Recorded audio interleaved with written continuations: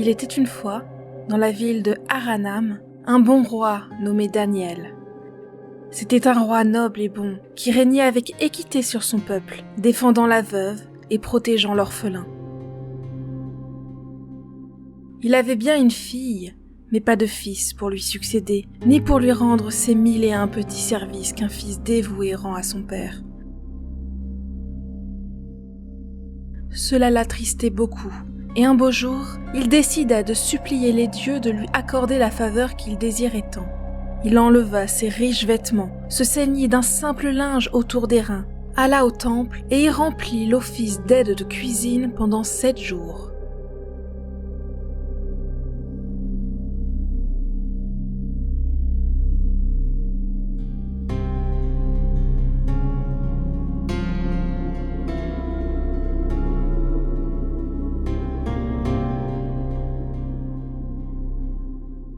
Chaque soir, il allait dans un coin de la terrasse et s'y étendait pour dormir sous le regard des étoiles, espérant qu'un dieu lui apparaîtrait dans ses rêves et exaucerait ses prières.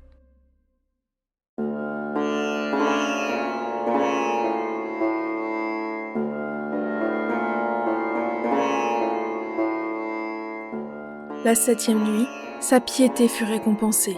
Le puissant Baal l'entendit soupirer et sangloter dans l'ombre, et porta sa prière à El, le père à barbe grise de toute la céleste famille. « Daniel, dit Baal, nous a servi avec humilité, comme aide de cuisine pendant 7 jours, échangeant ses vêtements royaux pour un simple pagne, nous apportant à boire et à manger, veillant à tous nos besoins. Cependant, son cœur est lourd et triste, car il n'a pas de fils. Il n'a personne qui puisse faire vis-à-vis de lui tout ce qu'il a fait pour nous. Personne pour garder sa demeure. Personne pour protéger ses hôtes. Personne pour défendre son nom. Il n'a personne pour blanchir ses vêtements ou pour boucher les trous du toit s'il y a une fuite. S'il donne un festin, il n'a personne pour faire avec lui les honneurs de sa table.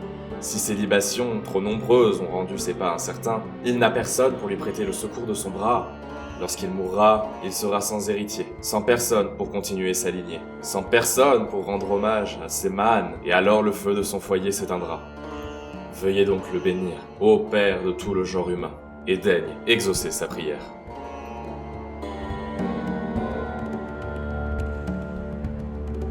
El, qui est toujours bon et miséricordieux, descendit du ciel, prit son serviteur par la main, et lui enjoignit de rentrer dans sa demeure et de goûter avec son épouse les plaisirs de l'amour. « Bientôt, ajouta-t-il, tu auras un fils. »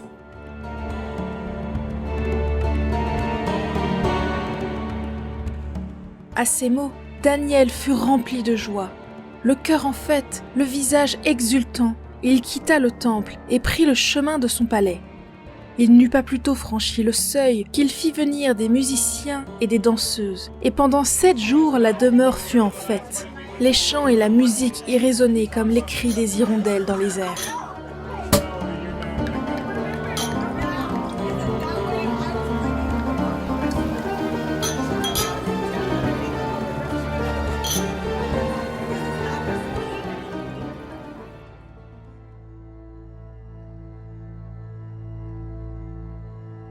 Avec anxiété et impatience, Daniel comptait les mois. Enfin, lorsque le temps fut révolu, l'épouse de Daniel donna naissance à un fils qu'ils appelèrent Akat.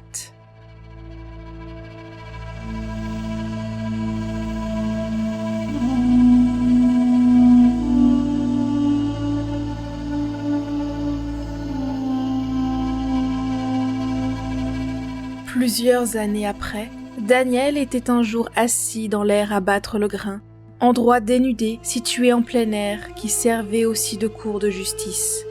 Levant les yeux, il vit au loin un nuage de poussière.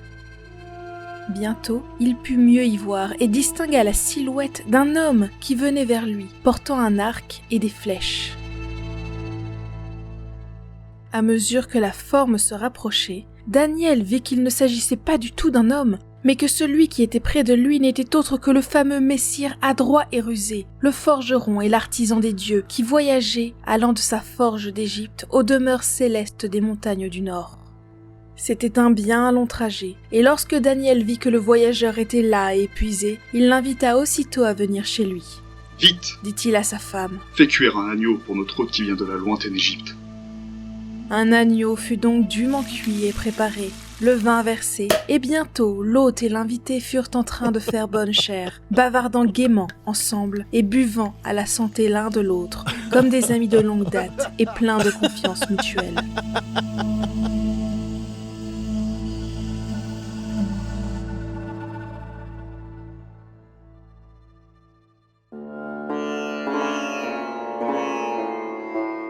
Enfin, ce fut le moment de s'en aller, et le visiteur se leva pour prendre congé. Mais comme il se tenait à la porte, tout occupé de ses adieux affectueux, il ne pensa plus du tout à son arc et à ses flèches, et il partit sans les prendre.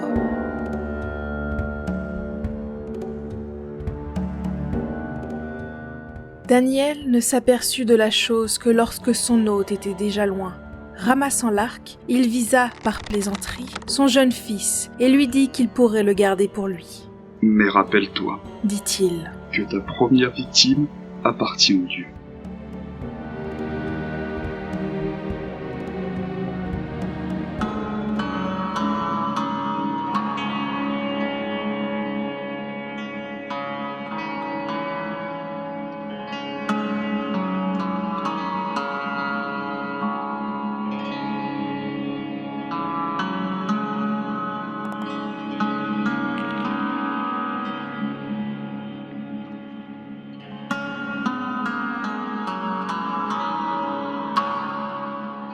Les années passèrent et Akat devint un beau et vigoureux jeune homme. Un jour, étant à la chasse, il vit apparaître devant lui une belle jeune fille qui se mit en travers du chemin. « Je suis la déesse Anat, dit-elle, et je désire avoir ton arc et tes flèches. Si tu veux bien me les donner, je te donnerai de l'or et de l'argent en récompense. » Or, Anat était la déesse de la guerre et de la chasse, et en réalité, l'arc et les flèches d'Akat lui appartenaient. Elle les avait commandés au forgeron céleste, et c'était en allant les lui remettre que celui-ci s'était arrêté dans la demeure de Daniel.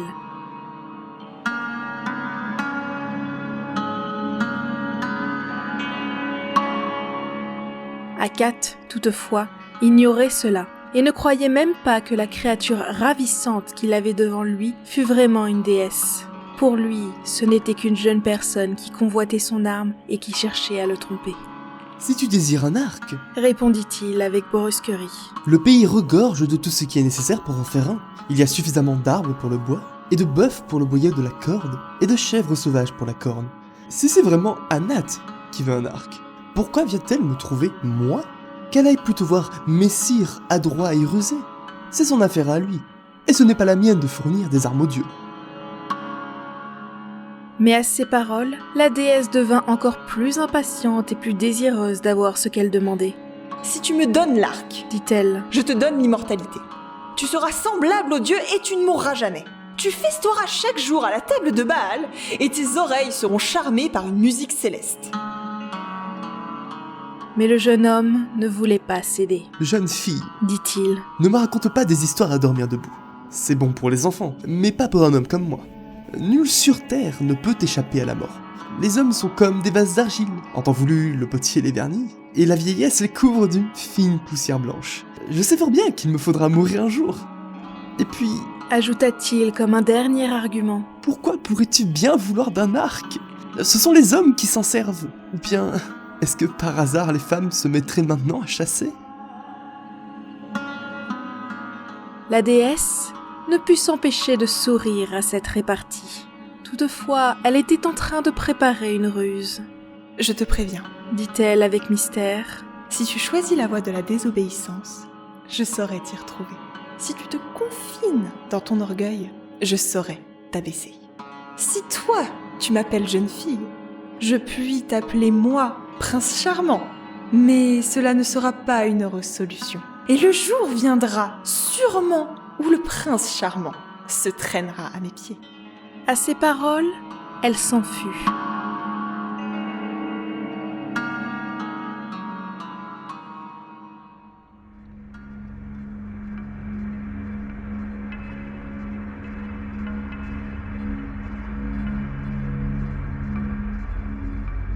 Sans tarder un instant, elle alla trouver El, le père des dieux, et se plaignit à lui de l'arrogance et de l'insolence du jeune homme et demanda qu'il fût puni.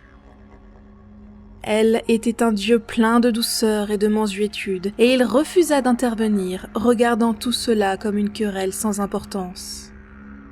Alors, Anat fut prise d'une rage terrible. Ce n'était plus une fille docile, implorant humblement son père. Elle devint en un instant la redoutable déesse de la guerre, impérieuse, menaçante et agressive. « Ne prends pas cela à la légère !» cria-t-elle. « Même sans arc, je ne suis pas sans armes. Mon bras est puissant.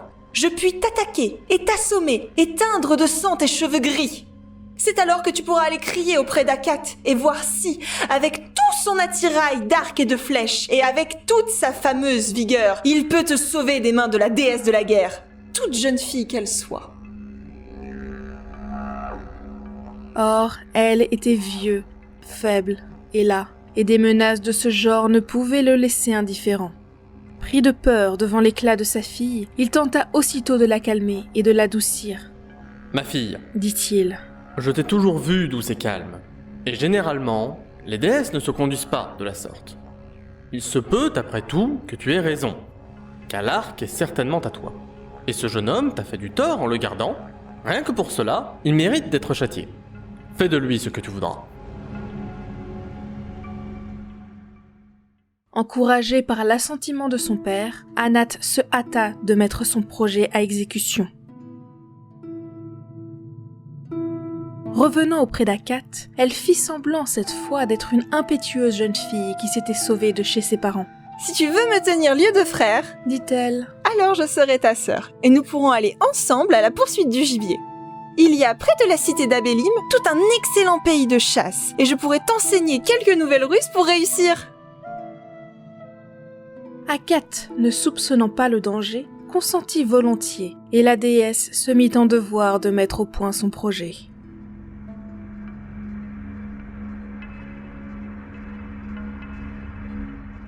Non loin de la ville d'Abélim habitait un bandit nommé Yatpan qui gagnait sa vie en se louant à quiconque désirait faire une mauvaise besogne.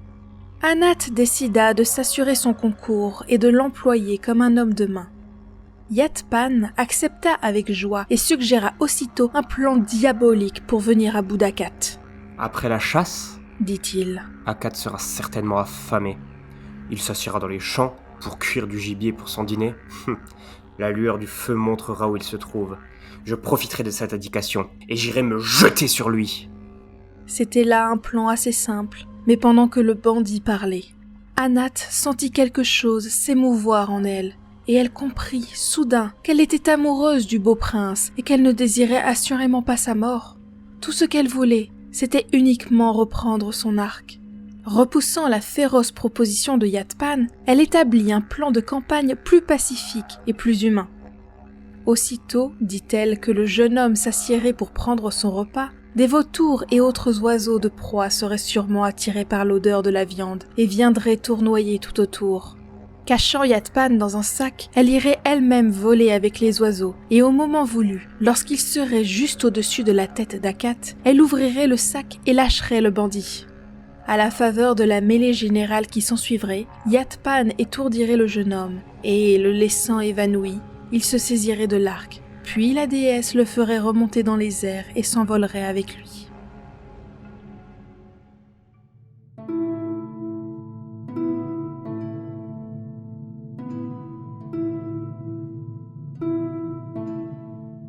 Akat finit en effet par être las et affamé, et s'assit dans les champs pour cuire son repas. Aussitôt, une bande de vautours vint tournoyer en l'air, volant de plus en plus bas au-dessus de leur proie. Et parmi eux se trouvait la déesse, portant le sac où était caché son homme de main.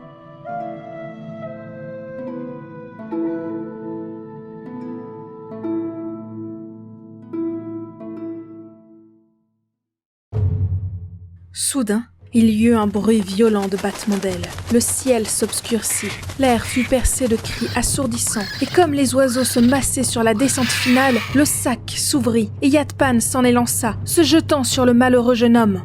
Le moment tant attendu était arrivé, le précieux arc était à portée de main.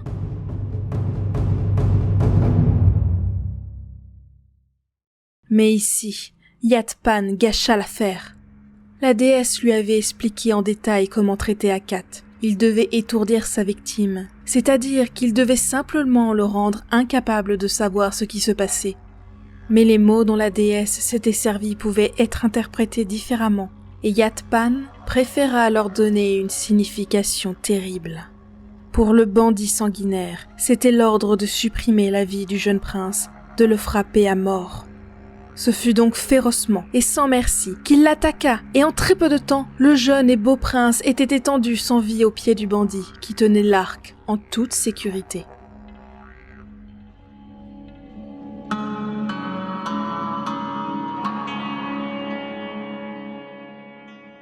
Lorsqu'Anat vit ce qui s'était passé, elle éclata en sanglots. « Voyez ce que j'ai fait !» cria-t-elle. « Je t'ai tué, oh Akat, et pour un méchant arc. Oh, si tu pouvais être encore vivant. Si je pouvais te ranimer. » Mais la déesse n'était pas au bout de ses malheurs. Yatpan fut de nouveau maladroit et malfaisant, et cette fois-ci avec un résultat bien plus fâcheux encore. Comme Anat s'envolait avec lui, loin du lieu de l'attaque, le fameux arc glissa de la main du bandit et tomba pour toujours dans la mer. Les peines d'amour de la déesse étaient cette fois bel et bien perdues à jamais. Non seulement son bien-aimé avait été tué, mais le meurtre s'avérait inutile. Et ce qui devait suivre serait bien pire. Les dieux en effet avaient jadis décrété que là où serait versé un sang innocent, rien ne pousserait plus. La terre allait donc languir, les moissons cesseraient de mûrir, le blé se desséchant dans l'épi.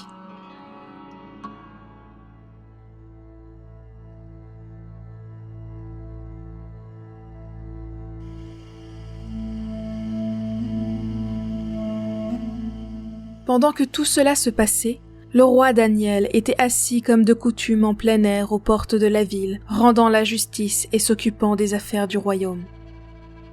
Tout à coup, sa fille, Pagat, arriva en courant, venant de la campagne. « Regardez !» cria-t-elle. « Il y a une bande de vautours au-dessus de la maison, et dans les champs, tout s'est desséché !» Ce que cela signifiait, elle ne le savait que trop. Un meurtre avait été commis, et le cadavre devait se trouver dans les champs.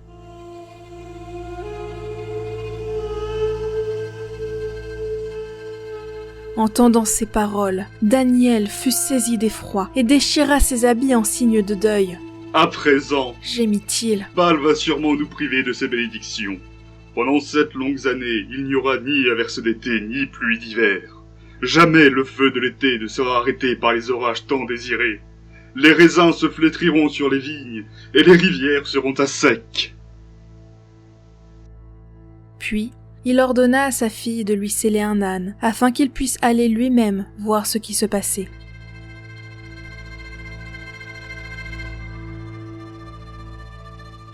Hélas, c'était vrai, toutes les moissons étaient flétries et rien ne restait plus dans les champs, sauf quelques rares pousses et de solitaires brins d'herbe.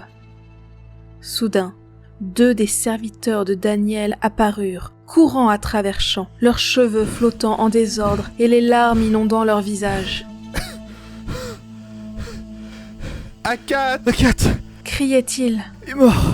C'est la déesse Anat qui en est la cause. C'est Anat. Il est mort.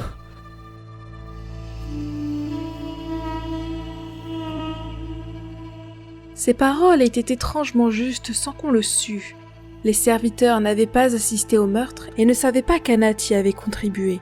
Tout ce qu'ils voulaient dire, c'est que le jeune homme était évidemment tombé en poursuivant le gibier et que la déesse de la chasse avait fait ainsi une nouvelle victime.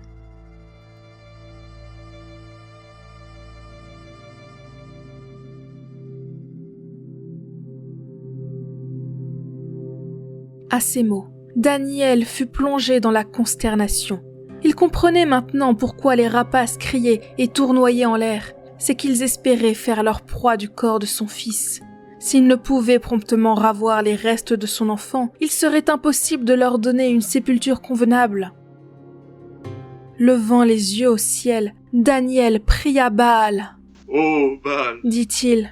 daigne envoyer tes vents pour qu'ils brisent les ailes des vautours. Que ces oiseaux tombent à mes pieds, et si je trouve dans leur corps des débris d'os et de chair, je saurai que ce sont là les restes d'Akat. Je les prendrai et leur donnerai une sépulture dans les profondeurs de la terre.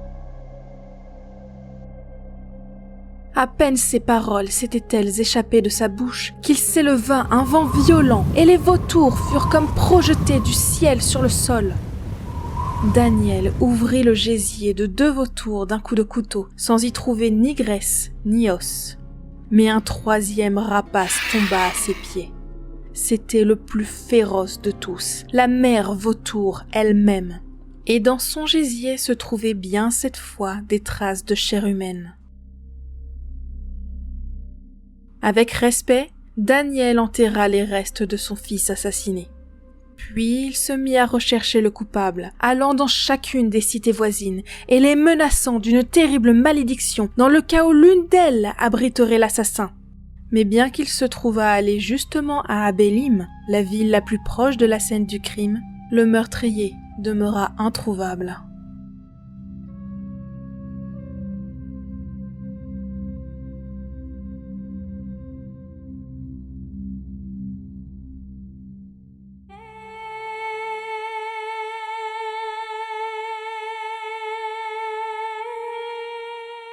Alors, Daniel retourna dans son palais et ordonna un deuil de 7 ans pour Akat. Et pendant 7 longues années, le palais résonna de gémissements et de chants funèbres, et les lamentations s'élevaient semblables aux cris plaintifs des hirondelles.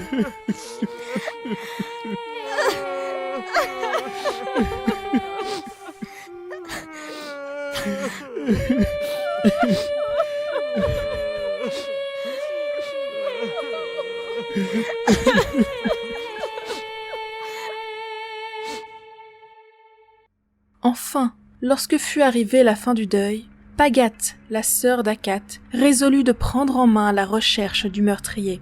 Akat, Dit-elle. n'a pas de frère pour le venger.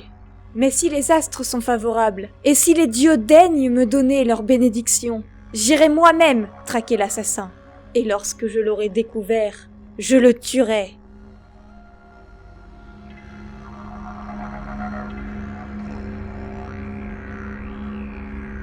Et s'armant d'une épée et d'une dague, dissimulant sous un manteau le reste de son attirail guerrier, elle se mit en route.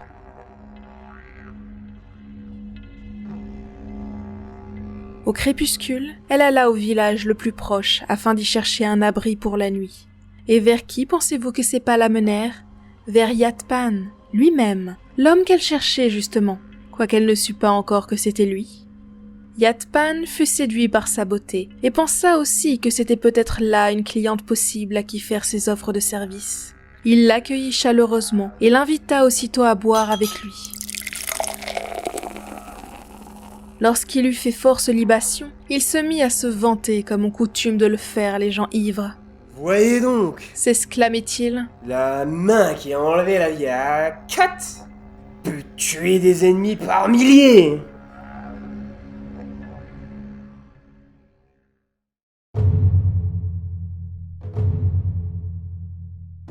Le secret lui avait échappé. Mais Pagat était prudente et avisée. Si son cœur était indomptable comme un lion, son esprit était aussi subtil qu'un serpent. Modérant son impatience, elle ne cessait de remplir la coupe du coquin jusqu'à ce qu'il s'affalât sur son siège, somnolent et épuisé.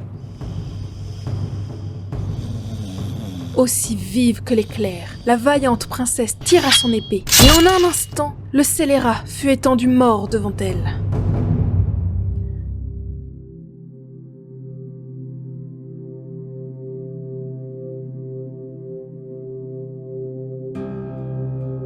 Nous ne possédons pas le reste de l'histoire. Nous pouvons imaginer cependant que la malédiction fut retirée de la terre dès que justice fut faite, les pluies revinrent, et la verdure se remit à pousser. Nous pouvons supposer aussi que plus tard, lorsqu'une vie nouvelle pénétra le monde, Akat ressuscita, lui dont les restes avaient reçu une pieuse sépulture par les soins du roi Daniel. En effet, selon la croyance des anciens, rien ne meurt éternellement, et la sépulture n'est qu'un prélude à la résurrection.